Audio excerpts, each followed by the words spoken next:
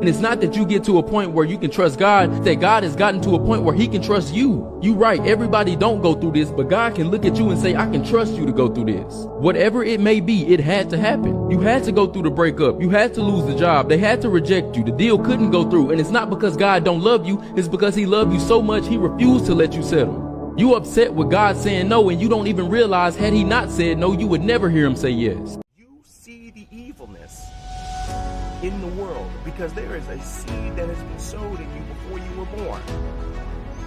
So I'm not telling you to fix yourself. I'm not telling you to fix anybody else. I'm telling you that you need to believe that what you are seeing is a lie, is against God, and that what is in your spirit is true, and that there is nothing wrong with you, and that there is nothing irredeemable about you that's preventing you from walking out on the word and calling it out and seeing it out and helping others, because that is what guiding lost children is. That is what tending the flock is.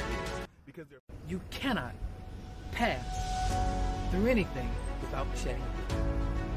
So why are you saying that, Pastor B? I'm saying that because there are so many of us that we hear that say, well, yeah, I believe it, but I think everything is going to be all right.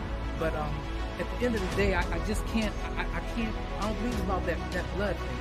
You know, I believe in Jesus, I believe the Bible, but this blood sacrifice, I can't take. Okay, well, if you say that there is a creator, and you talk to the creator, you believe the creator created the birds and everything else, and you say that you have conversations with the creator, I want you to remember this.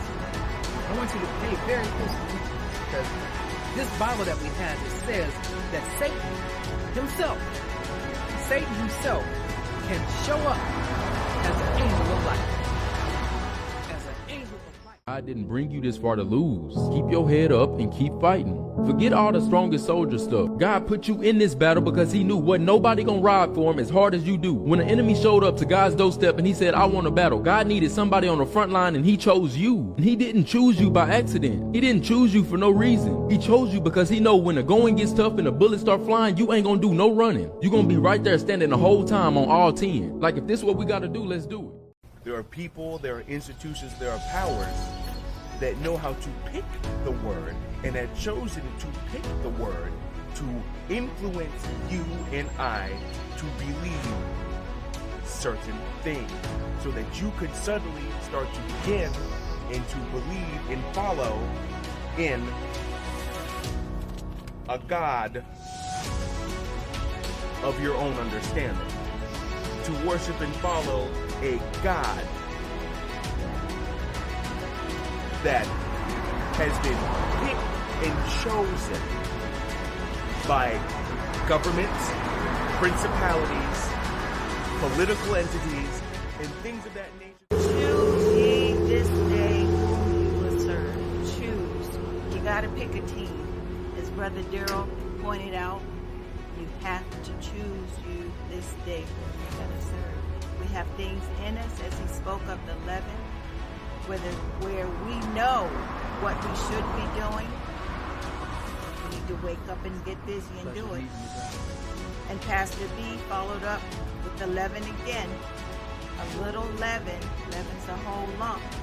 We can't be presumptuous. I know a lot of people that say all have sinned and come short of the glory of God, or I'm only human, I'm not perfect.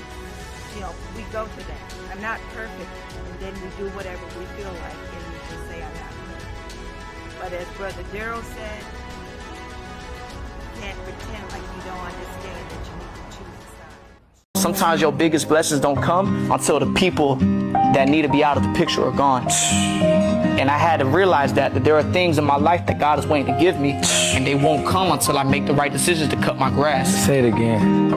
You know it, bro.